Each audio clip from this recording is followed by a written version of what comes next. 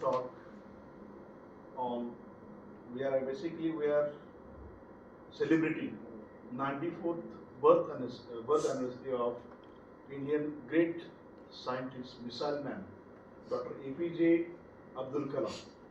Yesterday, it is the birth anniversary, but due to the busy schedule, we have not arranged the talk. So, you know actually the Dr. APJ Abdul Kalam. Before that, so we organized this talk on behalf of our School of Physical Sciences and my coordinators. I am congratulating all my coordinators for this workshop. Coordinator is Dr. Bangi Madam and co-coordinator is Govane Madam and other faculty members. So, do you know about Dr. APJ Abdul Kalam? आपल्या सर्वांना we are saying him as a missile man of India and people's president. जे आपण विद्यार्थी असतील किंवा लोकांचा आपण त्यांना अध्यक्ष आपण त्यांना म्हणत होतो आपण सर्व त्यांना.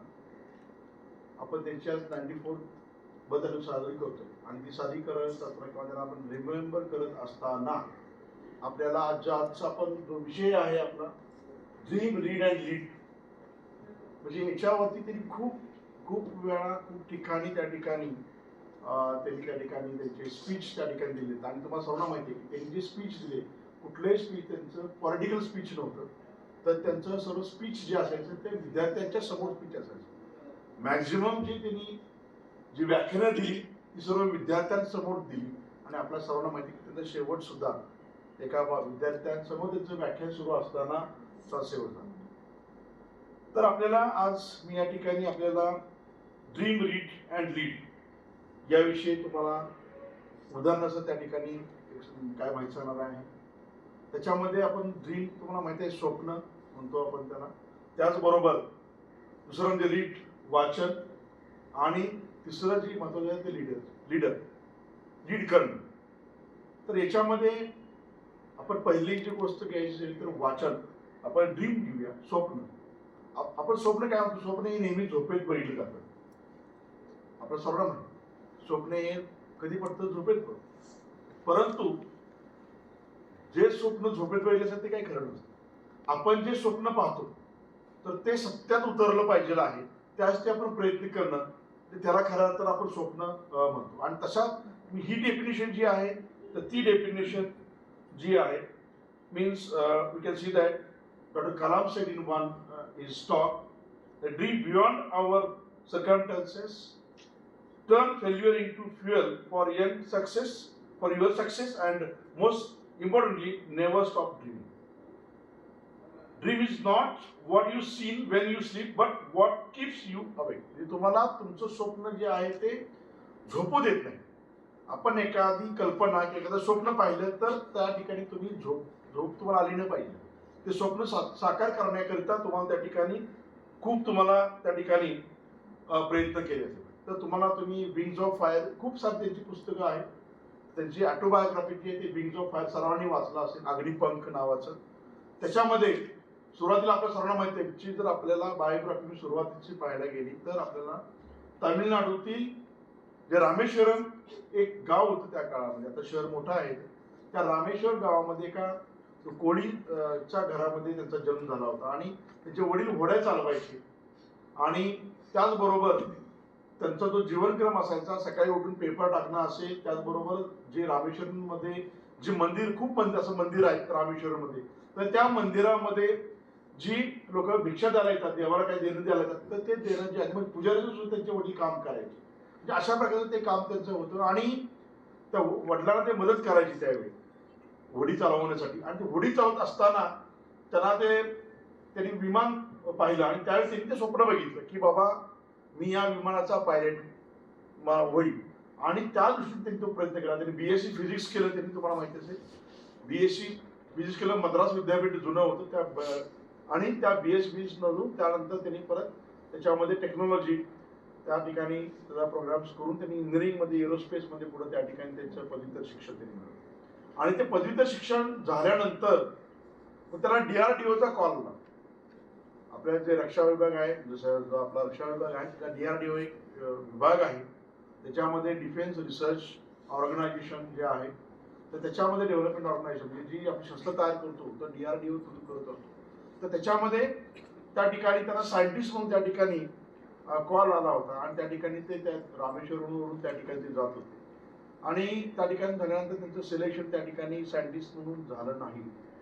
DRDO मध्ये त्यांचं सायंटिस्ट म्हणून सिलेक्शन झालं नाही, परंतु त्यानंतर त्यांनी त्याच्यामध्ये पुन्हा एकदा प्रयत्न करून त्या ठिकाणी त्यांना एरोस्पेस इंजिनिअरिंग या विभागामध्ये म्हणजे संरक्षण मंत्रालय त्या ठिकाणी पुन्हा त्यांचं शास्त्रज्ञ म्हणून त्यांची निवड झाली. म्हणजे त्यांनी स्वप्न पाहिलं होतं पायलट होण्याचं, विमान करण्याचं DRDO मध्ये, परंतु ते विमान बनवायसाठी त्यांची निवड झाली आणि त्यांनी अनेक असे विमानं नाही तर तुम्हाला खूप खूप सारी अशी आपले फ्लाईट्स तुम्हाला बऱ्याचशा गोष्टी आपण मी पाहतो रशिया नभोवाणीचं आहे. तर आपल्या पृथ्वी आणि अग्नी जी दोन्ही क्षेपणास्त्र आहेत तर त्या क्षेपणास्त्राचं काम प्रामुख्यानं डॉक्टर APJ अब्दुल कलाम यांच्या टीमने केलं.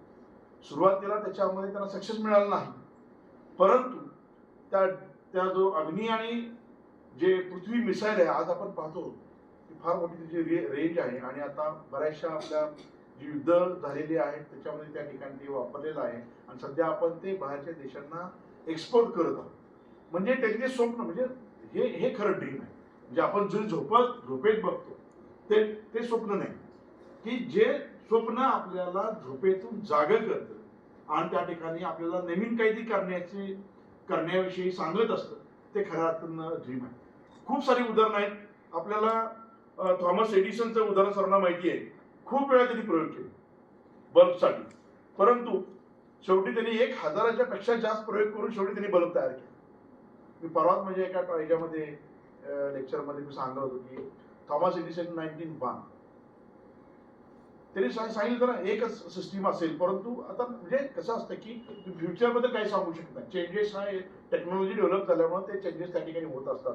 तर थॉमस एडिसनचं उदाहरण तुम्हाला म्हणते की बल्बचा शोध लावला, परंतु तो बल्बचा शोध लावण्यामागे सुद्धा त्यांनी काय स्वप्न पाहिलं आणि ते स्वप्न त्यांना पूर्ण केल्यानंतर पूर्ण केलं. त्यांनी 1000च्या वर त्यांनी प्रयोग केले. म्हणजे त्यांचंही ॲटॉमिक बायोग्राफी वाचा.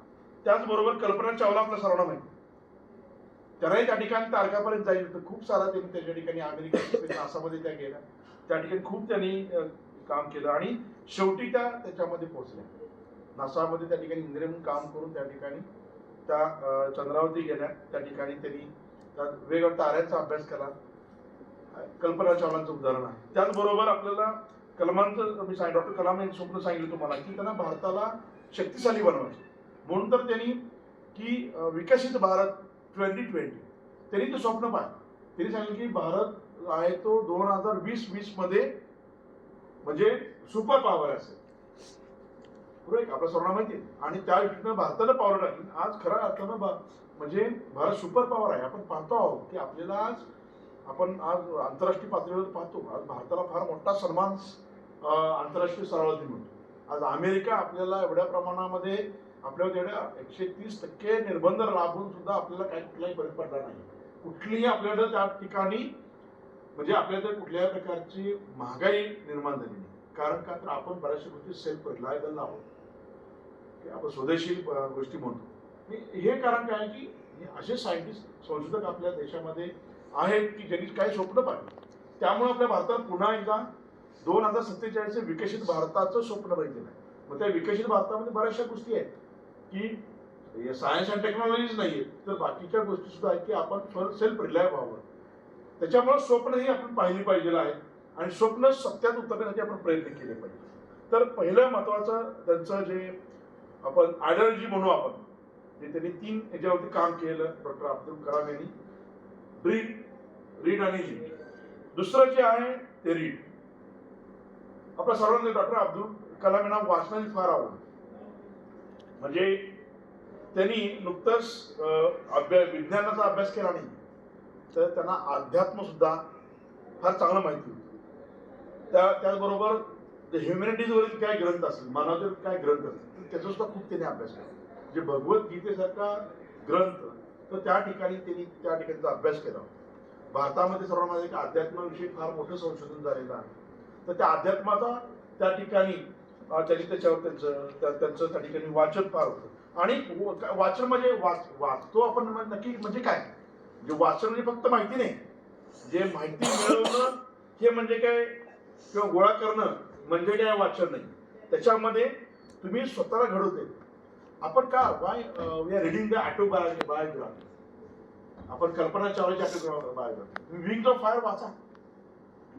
विंग्स ऑफ फायर वाचल्यानंतर तुमच्या लक्षात येईल, मी तेच तुम्हाला सांगितलं की स्वप्न तुम्ही बघायला पाहिजे नाही, जरूर स्वप्न बघितलं पाहिजे, परंतु सत्यात उतरण्यासाठी त्यांनी प्रयत्न केलेला आवश्यक आहे. परंतु ते कधी तुम्हाला वाचन सुद्धा पाहिजे. नुकतं वाचायचं असं नाही.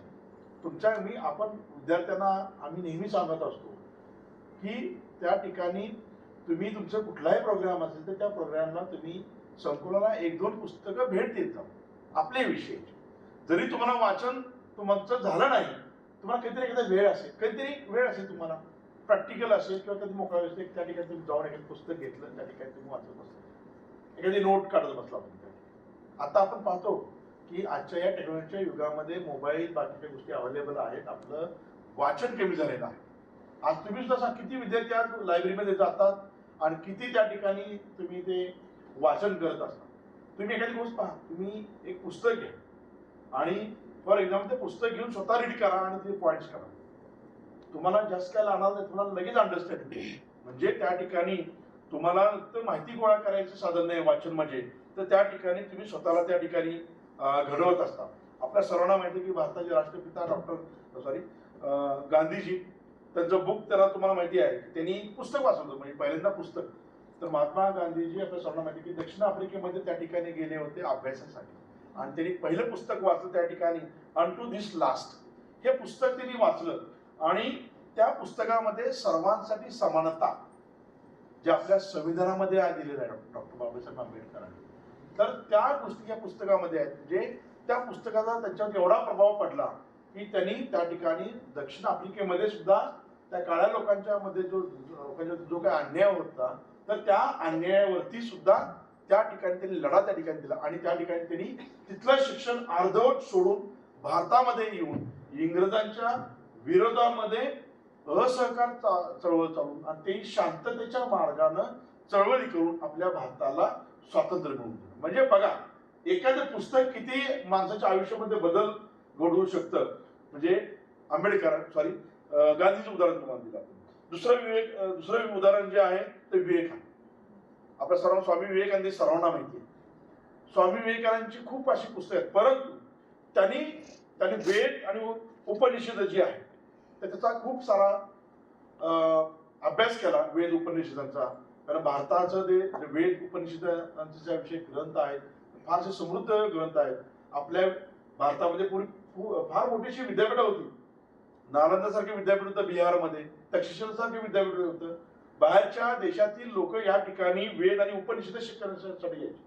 त्याचा अभ्यास स्वामी विवेकानंद केला आणि त्याचा फायदा त्याला काय झाला, त्याच्यामध्ये त्यांना सेल्फ कॉन्फिडन्स आणि आपण त्याला म्हणजे तत्वज्ञान म्हणू आपण त्या ठिकाणी फिलॉसॉफी जी आहे, तर ती फिलॉसॉफी आणि आत्मविश्वास या ज्या दोन गोष्टी विवेकानंद आहेत, तर स्वामी विवेकानंद त्या ठिकाणी त्या मिळालेल्या आहेत. आणि आता आपण त्या ठिकाणी डॉक्टर कलामांच्या बद्दल बोलत असताना कलामांनी सुद्धा विज्ञानावरतीच न काम करता नुकतं विज्ञानाचं वाचलं नाही तर त्यांनी अध्यात्म सुद्धा वाचलं. आणि आता आपण सर्व पाहत आहोत की अध्यात्माला विज्ञानाशी जोडलेलं आहे. आपण पूर्वी जे तुकाराम महाराजांचं आपण उदाहरण देतो, त्या ठिकाणी ते विमान होतं, पुष्पक काय विमान होतं, किंवा आपण महाभारताचं जर आपलं उदाहरण सांगायचं झालं, त्या ठिकाणी रावणानं सीतेला त्या ठिकाणी लंकेला पळून जात असताना ते पुष्पक विमान वापरलं. जे ती कन्सेप्ट त्यावेळी होता तो ते काय गोष्टी आता अध्यात्म आपल्याला काय गोष्टी आपण अशा चाललेल्या वाचता होत्या. महाभारत हा फार मोठा ग्रंथ आहे, अध्यात्मावरती फार मोठी अशी पुस्तक आहे. म्हणून तर आता आपण सर्वजण IKS इंडियन नॉलेज सिस्टीम आपण काय आपल्या करिक्युलममध्ये नॅशनल नवीन राष्ट्रीय शैक्षणिक धोरण हे खूप विचार करून आणलेलं आहे. त्याच्यामध्ये प्रत्येक गोष्ट सायन्सची गोष्ट आहे, त्या अध्यात्माला जोडलेली आहे. आणि डॉक्टर कलामांनी तेच केलं की त्यांनी वाचन फार केलं आणि त्या वाचनामध्ये त्यांनी विज्ञानाने आणि त्या ठिकाणी अध्यात्म, ह्या दोन्ही गोष्टी करून तंत्रज्ञान, अध्यात्मात तुम्हाला काय मिळतं तर ऍक्च्युली मानवी मूल्य जे आहेत, आपण त्याला व्हॅल्यूज, ह्युमन व्हॅल्यूज म्हणतो, त्या ह्युमन व्हॅल्यूचं ऍडिशन झालं पाहिजे. नाही तर नुकतं संशोधन करून काय उपयोग नाही, परंतु आपण त्या ठिकाणी मानवी मूल्य काय आहे. म्हणजे आपण अमेरिकेनं हिरोशिमावरती जपानमध्ये बॉम्ब टाकले, त्याच्यामध्ये त्या ठिकाणी काय झालं, हिरोशिमा नुकसान झालं, परंतु त्याच्यानंतर मात्र सर्व लोकांनी विचार केला की बाबा टेक्नॉलॉजी आहे, सायन्स आहे, त्याचा वापर आपल्याला चांगल्यासाठी फायद्यासाठी केला पाहिजे. त्या ठिकाणी न्यूक्लिअरचा वापर आपण चांगल्यासाठी केला पाहिजे. त्या ठिकाणी आपण इरिटेशन वापरतो फळं आपण जास्त दिवस ठेवण्यासाठी, पिकाची क्वालिटी चांगली राहण्यासाठी, त्याकरिता आपण त्या ठिकाणी सायन्स टेक्नॉलॉजीचा वापर केला. म्हणजे सांगायचं काय की वाचन, तुम्ही त्या ठिकाणी वाचन आणि नुकती फक्त माहिती गोळा करणं नाही, तर त्या ठिकाणी तुम्हाला त्या ठिकाणी तुमचा कॉन्फिडन्स तुम्हाला येईल, त्या ठिकाणी फिलॉसॉफी नाही, अध्यात्म त्या ठिकाणी करता येईल. तर अशा गोष्टी ह्या वाचनामुळं डॉक्टर अब्दुल कलामांना मिळाले आणि ह्या अध्यात्म आणि सायन्स या दोघांचा मिलाप करून त्या ठिकाणी फार चांगल्या प्रकारचे संशोधन आणि चांगल्या प्रकारचे रिसर्च अँड डेव्हलपमेंट आपण म्हणू, फक्त रिसर्च किंवा इनोव्हेशन नाही, परंतु डेव्हलपमेंट त्या ठिकाणी केलं. म्हणून DRDOचं आज आपल्या सर्व देशामध्ये, आज देशामध्ये किंवा बाहेरच्या देशामध्ये सुद्धा DRDOचं नाव त्या ठिकाणी आहे. नंतर आपण काय करतो, फक्त आता मोबाईल घेतो, मोबाईलवरती फक्त आपण त्या गोष्टी वाचतो, जे आपण माहिती गोळा करतो ते जास्त वाचत नाही, आपण पूर्णपणे वाचतच नाही. त्यामुळे बऱ्याच वेळा सुद्धा तर लहान मुलांनी मी पाहिलं की स्पेलिंग एखादं असेल, त्यांना जे वाचलंय तो दिल्ली फॉर एक्झाम्पल, तशा टाईप स्पेलिंग असले की ते दिल्लीच म्हणतात, बाकी पूर्ण वाचतच नाही. तुम्ही पहा लहान मुलं घरी, कारण कसं हा effect of mobile, use of mobile. तर या गोष्टी त्याच्या त्या ठिकाणी आहेत. तर तुम्ही थोडं थोडं वाचलं पाहिजे आणि ज्यावेळी तुम्ही वाचत असता त्या ठिकाणी तुम्ही वाचल्यानंतर त्याचवेळी तुमची काय मर्यादा असेल, वाचनाची मर्यादा असेल, तुमची नाहीच होईल त्या ठिकाणी. आणि तुम्हाला फॉर एक्झाम्पल वाचनात काय मिळणार आहे, तर महत्वाचं तुम्हाला वाचनामुळे तुम्हाला कॉन्फिडन्स मिळणार. तुम्ही पहा, तुम्ही एखादा अभ्यास केला, लिहून काढलं, तर तुम्हाला कॉन्फिडन्स मिळतो, तुमच्या कधी लक्षात त्या गोष्टी जाणार नाहीये. त्याच्यामुळं वाचन हे फार महत्वाचं आहे. आणि शेवटचं जे अब्दुल कलामांनी आपण त्याचं थ्रस्ट म्हणू, तर ते लीड. आता हे फार मोठी गोष्ट आहे. लीडर म्हणजे it is not a designation, हे कुठलं पद, नेतृत्व म्हणजे काय पद नाही. आणि त्याच्यामध्ये पहिली गोष्ट म्हणजे त्याच्यामध्ये लीडर म्हणजे जबाबदारी घेण्याची तयारी. लीडर म्हणजे काय, प्रत्येक जबाबदारी घेतली. मी फॉर एक्झाम्पल लीडर मी आहे म्हणून मी माझ्या सहकार्याला सांगायचं नाही की बाबा तुम्ही पुढे जावा, मी मागं थांबतो. लीडरनं पहिल्यांदा पुढे घेतलं पाहिजे, जबाबदारी घेतली पाहिजे, प्रत्येक गोष्टी जबाबदारी त्या ठिकाणी त्यांनी घेतली पाहिजे. आणि जेव्हा मी तुम्हाला सांगितलं की डॉक्टर अब्दुल कलामांचं जे सांगितलं मला, आम्ही सुरुवातीला सांगितलं की त्यांनी खूप साऱ्या अशा प्रोजेक्टवरती त्यांनी काम केलं. त्या ठिकाणी अग्नी मिसाईल असेल, पृथ्वी मिसाईल असेल, त्या ठिकाणी सुरुवातीला त्याचं फेल्युअर झालं, परंतु त्या फेल्युअरची जबाबदारी आहे टीम लीडर म्हणून त्यांनी स्वतःवरती घेतली. ज्यावेळी फेल्युअर झालं त्यावेळी स्वतःवरती जबाबदारी घेतली की बाबा माझ्यावर फेल्युअर झालं. आणि ज्यावेळी ते सक्सेसफुल झालं त्यावेळी त्यांनी म्हणलं की टीम, हा टीमचा विजय आहे, टीमने केला. म्हणजे हे खरा लीडर असतो. जे तुम्ही शिवराज गोरलेचं पुस्तक वाचलं की नाही मला माहित नाही आहे, लीडर संदर्भातलं पुस्तक आहे त्यांचं, किंवा मी विजेता होणार जे पुस्तक पाहिले वाचले तुम्ही शिवराज गोरलेचं, त्याच्यामध्ये तुम्ही विजेता जो असतो ना, विजेता म्हणजे काय, लीडर असतो. तर लीडर कसा असतो की प्रत्येक गोष्ट त्याला अंगावर घेतली, त्याला जबाबदारी घेतली पाहिजे. म्हणजे चांगलं झालं तर माझ्यामुळे झालं, वाईट झालं तर माझ्या सहकार्यामुळे, असं नाही. तर लीडरनी चांगलं झालं तर माझ्या सहकार्यामुळे झालं पाहिजे असं म्हटलं पाहिजे. आणि एकाच गोष्ट वाईट झाली तर मी म्हटलं पाहिजे. हा खऱ्या अर्थानं लीडर आहे त्या ठिकाणी. तर हे सर्वांनी आपण लक्ष ठेवलं पाहिजे. आणि आपल्या यशाचं जे श्रेय आहे तर आपल्या जे सहकार्य आहेत तर त्यांना दिलं तर ते पुढे जातील. नाहीतर काय होणार, ते पुढे काम करणार पुढं. त्यासाठी आपले जे सहकार्य त्या सहकार्यांना आपण त्या ठिकाणी नेतृत्व सुद्धा दिलं पाहिजे. आणि त्याच्यामध्ये मग लिडरशिप डेव्हलपमेंट, कारण जे सहकार्य असतात ते तुमच्याकडे बघत असतात, लिडरशिप कशी डेव्हलप करायची हे तुमच्याकडे पाहत असतात. जशा प्रकारे तुम्ही वागता त्याप्रमाणे ते वागायचा प्रयत्न करा. घरी आपल्या सुद्धा पहा, जसे आपले पालक वागतात त्याप्रमाणे आपली मुलं वागायची. त्याच्यामुळं असा हा इम्पॅक्ट लिडरशिपचा असतो. आपल्याला पोखरणचं आपल्या सर्वांना उदाहरण माहिती आहे त्या ठिकाणी.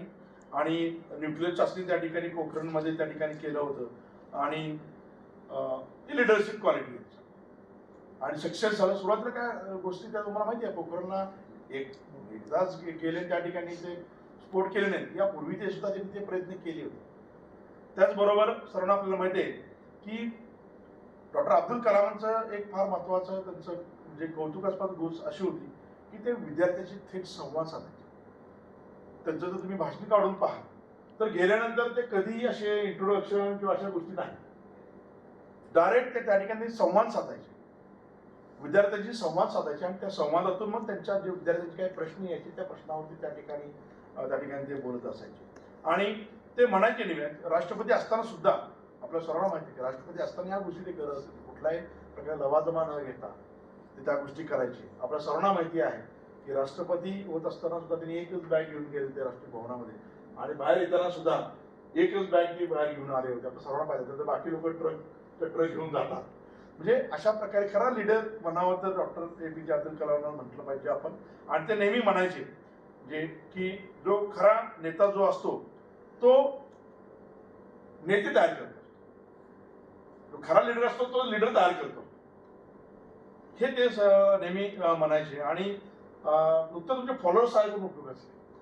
म्हणजे मी म्हणतोय ओके नुकतं मान डोलवले काय उपयोग नाही, अशोक सर तुम्ही सांगितलं पाहिजे की बाबा या गोष्टी कसं आहे, तुम्हाला कॉन्फिडन्स होतो, तुम्हाला सांगितलं ह्या गोष्टी कॉन्फिडन्स येतो त्या ठिकाणी तुम्ही सांगितलं पाहिजे तरच तुम्हाला त्या ठिकाणी उपयोगाचं आहे. तर तुमचा खरा लीडर जो असतो तर तो नेते तयार करतो, लीडर तयार करतो, तुमचे फॉलोअर तयार करत, हे डॉक्टर अब्दुल कलाम सांगायचे. आणि आपल्या सर्वांना माहिती आहे की नेतृत्व जे असतं, लिडरशिप असतं, फार छोट्या छोट्या गोष्टीपासून आपण करत असतो. आपल्या संकुलामध्ये सुद्धा आपण सर्वजण प्रयत्न करत असतो की विद्यार्थ्यांना त्या गोष्टी त्या ठिकाणी जे कुठलाही प्रोग्राम असतो तर ते विद्यार्थ्यांनी का तुम्हाला ही अपोजिट असते, कारण तुमच्यामध्ये आत्मविश्वास निर्माण करायचं हे काम आमचं असतं. त्यामुळे तुमच्यामध्ये छोट्या छोट्या गोष्टी असतात. लिडरशिप डेव्हलपमेंट करायची असेल तर त्या ठिकाणी तुम्ही स्वतः तयार असलं पाहिजे. पहिली गोष्ट म्हणजे आम्ही म्हणतोय त्या गोष्टी तुम्ही करण्यापेक्षा, फॉर एक्झाम्पल आता आम्ही आमच्या टीचरनी केलं, काल झाला कार्यक्रम काय होतं परंतु आपण आज करा, परंतु हे विद्यार्थ्यांनी करायला पाहिजे असं मला वाटतं त्या ठिकाणी. कारण टीचर हे प्रत्येकजण बिझी असतात त्या ठिकाणी, परंतु अशा गोष्टी ज्या असतात जी मोठी लोक अशी आहेत, डॉक्टर APJ अब्दुल कलाम आहेत त्यांच्यासाठी जी अशी मोठी लोक आहेत ज्यांनी फार मोठी परंपरा आपल्याला दिलेली आहे, ज्याचा इम्पॅक्ट आहे समाजावरती, विद्यार्थ्यांच्यावरती, तर अशा लोकांचे जे आपण जसे कार्यक्रम जे आहेत, जे फंक्शन्स आहेत, का आपण हे गोष्टी करत असतो, तर आपण त्याला रिमेंबर का करत असतो, तर त्यांच्या काही गोष्टी आपल्याला घेण्यासाठी, याचा आपल्याला अनुभव येत असतो. कारण प्रत्येक गोष्ट आम्ही जे कुठलाही शिक्षक आहे तो प्रत्येक गोष्ट काय त्या ठिकाणी तुम्हाला नाही सांगू शकत. अशा वेगवेगळे लेक्चर्स असतात, वेगवेगळे काही गोष्टी असतात, त्या ठिकाणी त्यातून तुम्हाला अनुभव येतो, शिकण्यात तुम्हाला अनुभव मिळत असतो.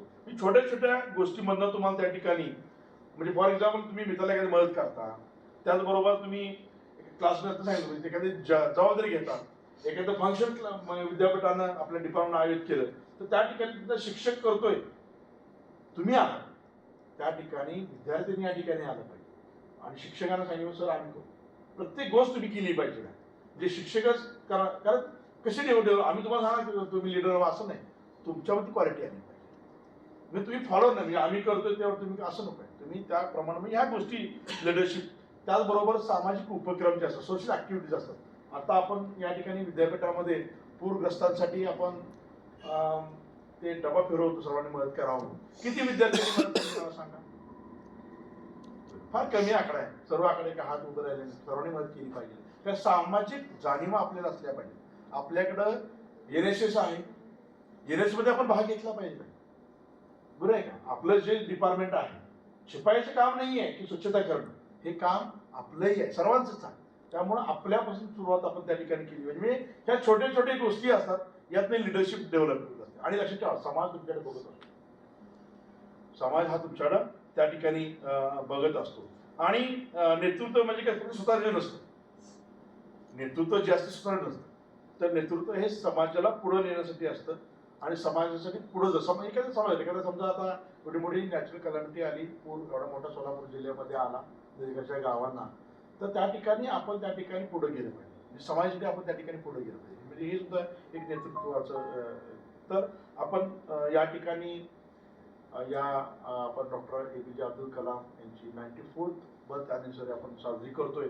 याच्या निमित्तानं आपण त्या 3 मूल्य डॉक्टर APJ अब्दुल कलाम यांनी दिलेली आहेत. त्याच्यामध्ये ड्रीम, रीड आणि लीड ह्या ज्या गोष्टी आहेत, म्हणजेच आपण ड्रीम म्हणजे मोठी स्वप्न पहा, झोपेत स्वप्न पाहू नका, झोपेतनं उठा, त्याप्रमाणे कार्य करा. म्हणजे तुम्ही स्वप्न पाहिली पाहिजे, जे मोठी स्वप्न बघा आणि ती कार्य करण्याकरता तुम्ही त्या ठिकाणी तो प्रयत्न करा.